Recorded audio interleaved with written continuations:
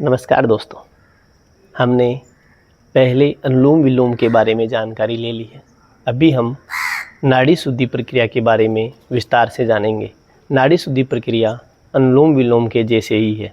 अनुलोम विलोम में जहां हम विपरीत क्रम से दोनों नासिकाओं से श्वास को लेते हैं और छोड़ते हैं, उसी प्रकार हमें नाड़ी शुद्धि प्रक्रिया में अपने शरीर की जो इधर से बेहतर जार नाड़ियाँ हैं उनको संतुलित करना रहता है। हमारे शरीर में बाएं भाग में ईड़ा और दाहिने भाग में पिंगला नाड़ियाँ रहती हैं।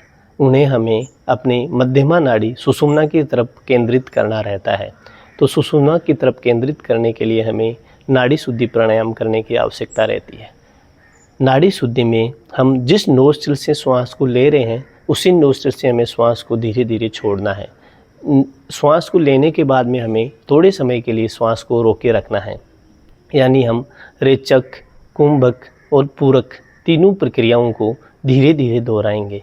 इसमें सद्गुरु कहते हैं कि एक छोटा कागज़ का टुकड़ा अगर अपने अपर लिप्स के ऊपर भी पड़ा रहे तो वो हिलना नहीं चाहिए। यानी हमें श्वास की प्रक्रिया को बहुत ज़्यादा धीरे और स्लो रखना है।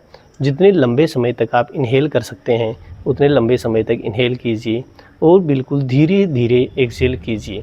सबसे पहले अपने बाएं हाथ को आप अपनी गोदी में रखिए। यहाँ से आप दाहिने हाथ को ऊपर उठाइए। अपने अंगूठे और उंगलियों की पोजीशन इस प्रकार से रखें कि आप नोस्ट्रिल को आसानी से क्लोज कर सकें। सबसे पहले अपने अंगूठे को से अपने दाहिने नोस्ट्रिल को बंद कीजिए। बाएं नोस्ट्रिल से धीरे धीरे इन्हेल कीजिए।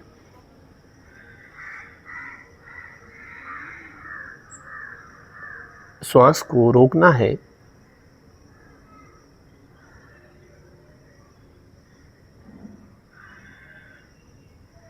धीरे धीरे बाएं से ही एक्सहेल कीजिए।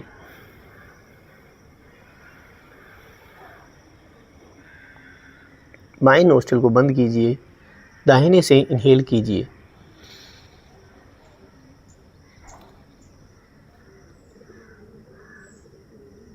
दाहिने से एक्सहेल कीजिए।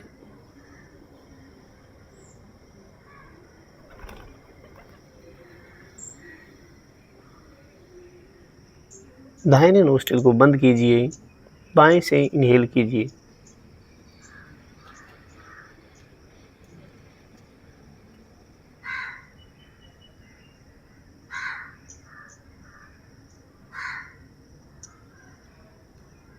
बाएं से एक्सहेल कीजिए।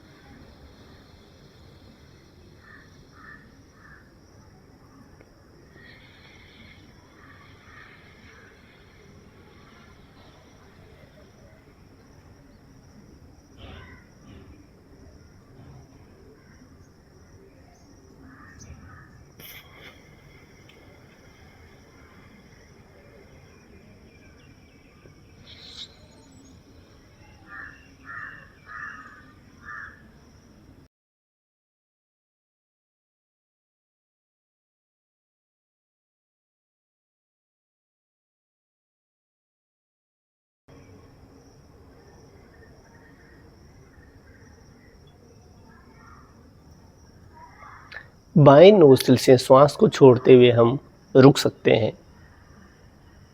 नाड़ी शुद्धि प्राणायाम करने से हमारी मन और श्वासें अंतर्मुखी होती है। इससे हमारे लंग्स की कैपेसिटी बढ़ती है। हमारा मन शांत और संतुलित रहता है।